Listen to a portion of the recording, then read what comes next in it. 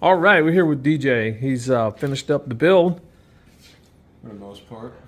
for the most part. Give us a highlight, some of the problems you had, and I guess for the first part, it was understanding the control the fan control module for my liquid cooler. As you can see right here, I still had to understand how to activate the rest of these fans here to create more flow in air cooling. And then just understanding which cables go to where. It's like I said, it's been about 5 years since the last time I put together a PC the last time. But after studying the motherboard, going over the manuals, and looking up at Linus Tech Tips, he's a great channel, by the way, on YouTube. Yeah, I finally got it going. So we'll take a look at the BIOS right now. So this current CPU frequency is going up at 4.7 gigahertz. We go down to memory, it's at 3600 megahertz. DDR, you can see all the RAM sticks right here. You can even, it's also notable inside the motherboard as well with the RGB lighting.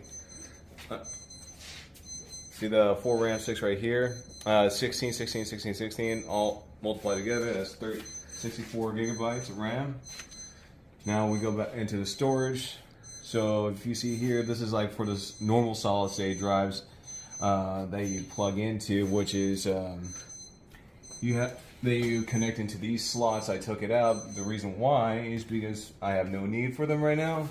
But you can see here that it'll register here under the slot 3 for the M.2 NVMe solid state drive here. So 4 terabytes there. And then we go to the fan info. It's stabilizing right here as it goes with the cooling. And that's pretty much it for the most part. so how long did it take you to complete the build? I would say about 2.5 hours. 2.5 hours. That's pretty good. Yeah, So these are all the boxes. Yeah, hardware. I could have done a little bit faster, but I did a lot of pre-checks. But I was busy teaching myself calculus throughout the day. Well, Okay, but we digress. All right, the build is up.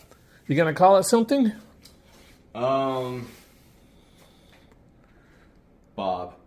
Bob. All right, meet Bob.